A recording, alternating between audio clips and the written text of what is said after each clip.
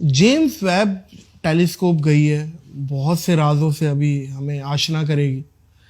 Black holes کے بارے میں بتایا, وہاں اور بہت ساری چیزیں ڈسکور کی ہیں. تو آپ کی اس کے حوالے سے کیا کیا ریسرچ ہے, ذرا کھولیں اس پہ بھی. دیکھیں میری رائے ہے اور سمجھ تو یہی آتی ہے, اور یہ مطلب لٹرلی قرآن, میں لٹرلسٹ ہوں.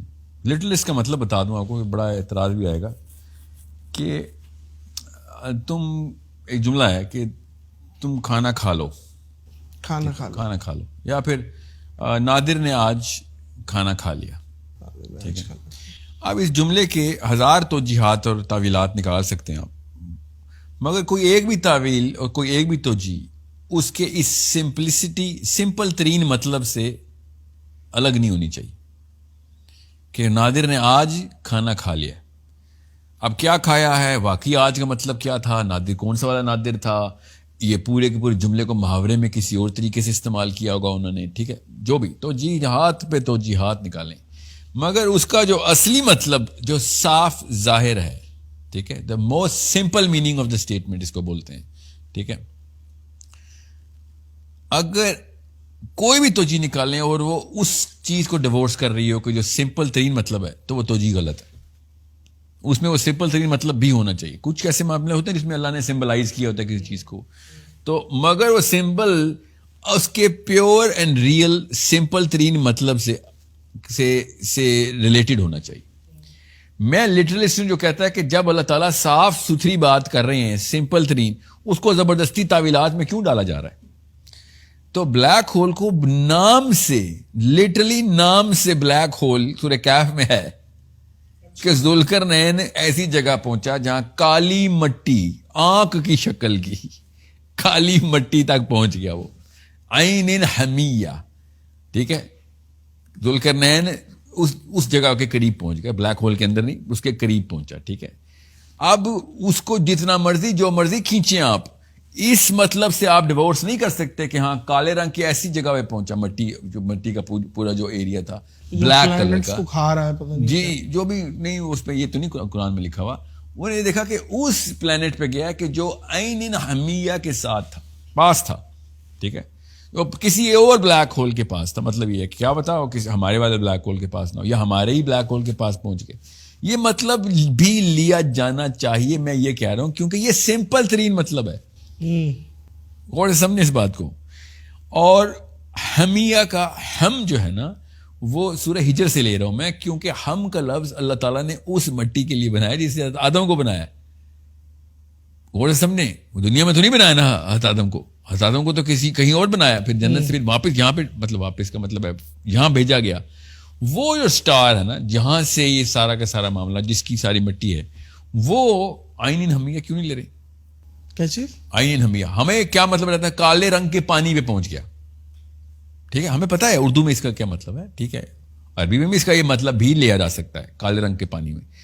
اور سم ہاؤ اس نے دیکھا کہ سورج اس جگہ پہنچا جہاں سورج کالے رنگ کے پانی میں ڈوب رہا ہے, اور اس کو محاورے میں لے لیا کہ سورج جب ڈوبتا ہے تو کالے رنگ کا پانی ہی لگتا ہے ایسے ہی. غور سے سمجھیں, ہر جگہ پہ کالے رنگ کا پانی نہیں لگتا جب سورج ڈوبتا ہے, پہلی بات. دوسری بات, وہ اینڈ آف دا ارتھ نہیں لکھا ہوا, اینڈ آف دا سن لکھا ہوا ہے. ٹھیک ہے, غاربا اینڈ کو بولیں گے یہاں پہ, اور شمس اللہ نے بتایا شمس, تو وہ اینڈ آف دی ارتھ نہیں ہے کہ وہ مغرب کی طرف گیا جہاں پہ سورج کالے پانی میں ڈوب رہا تھا. ٹھیک ہے, حالانکہ اس کا صاف ستھرا مطلب یہ ہے کہ وہ اس جگہ گیا جہاں سورج ختم ہو رہا تھا. سورج بلیک ہول میں ہی ختم ہوتا ہے نا. ٹھیک ہے, تو سورج کے ختم ہونے کی جگہ پہ گیا. تو ہر سٹار کی یا تو کسی بلیک ہول میں چلا جاتا ہے یا خود بلیک ہول بن جاتا ہے. تو کوئی بات نہیں, وہ ایسی جگہ چلا گیا جہاں پہ ایک بلیک ہول کے قریب ایک اور پلانٹ ہے. یہ والا مطلب جو عربی میں صاف صاف لکھا ہے وہ کیوں نہیں لیتے؟ وہ مطلب میں یہ نہیں کہہ رہا ہوں یہی مطلب ہی لینا چاہیے, مگر جب the most plain and straight simple meaning of the text should be the first priority. باقی کے ساری کی ساری احادیث بھی اسی طرف رخ کر رہی ہیں. ذوالقرنین اوپر ہی کہیں گیا تھا, حضرت حسن بھی, حضرت علی بھی, سب کے سب اس طرح رخ کر رہے ہیں. حضرت عمر بن خطاب نے پتہ کیا کہہ دیا تھا, ایک عرب کے یہاں بچہ ہوا تو انہوں نے اپنے نام صحابہ نے ذوالقرنین رکھ لیا بچے کا نام. تو عمر بن الخطاب امیر المومنین تھے اس وقت. تو انہوں نے کہا کہ بات سنو, یہ کیا نام رکھا ہے ذوالقرنین, غور سے سمجھیں اس بات کو.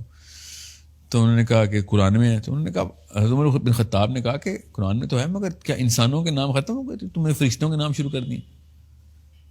سمجھے گا غور سے, ہمیں کیا بتایا گیا ہے اور صحابی کیا سوچتے تھے. ہمیں وہ سیریس, سائرس دا گریٹ اور الیگزینڈر دا گریٹ, ہر کوئی اپنے تکے لگائی جا رہا ہے. حضرت عمر سے تو پوچھ لو, ان کو زیادہ نہیں پتا ہوگا, انہوں نے نبی علیہ السلام سے سیکھی ہے سورہ کہف. تو اور علی بن ابی طالب نے کیا کہا, اس کو بادلوں پہ ٹریول کرنے کی طاقت ذوالقرنین کو دی. اور آسمانوں پہ کیوں لے کے جاتے ہیں سارے ذوالقرنین کو, آپ لوگوں نے زبردستی زمین پہ کیوں اس کو کوئی سیٹلمنٹ دینی ہے, اور کدھر سے کدھر وہ بلیک سی تک پہنچنا ہے. کیسپین سی سے بلیک سی, بلیک سی کیوں بولا ہے, حمیہ بلیک, ٹھیک ہے, بلیک مڈ, مڈی واٹر. آج تک سائنسدان بیچارے کوستے رہ گئے, روتے رہ گئے مسلمانوں کو کہ یار تمہارے قرآن میں یہ کیوں لکھا کہ سورج پانی میں ڈوبتا ہے. سوچے تو صحیح, ہمیں آپ پتہ ہے نا, ہمیں شروع سے ہی پتا تھا, صحابہ کو ہی پتا کہ سورج پانی میں نہیں ڈوبتا. سورج ادھر ہے, زمین ادھر سے چکر لگا رہی ہے, سورج کسی پانی میں آگے نہیں ڈوب جاتا ہمارے, ٹھیک ہے. So it's a way bigger problem of psychology, not of theology. یہ دینیات کا مسئلہ نہیں ہے, نفسیات کا مسئلہ ہے میرے اپنے خیال.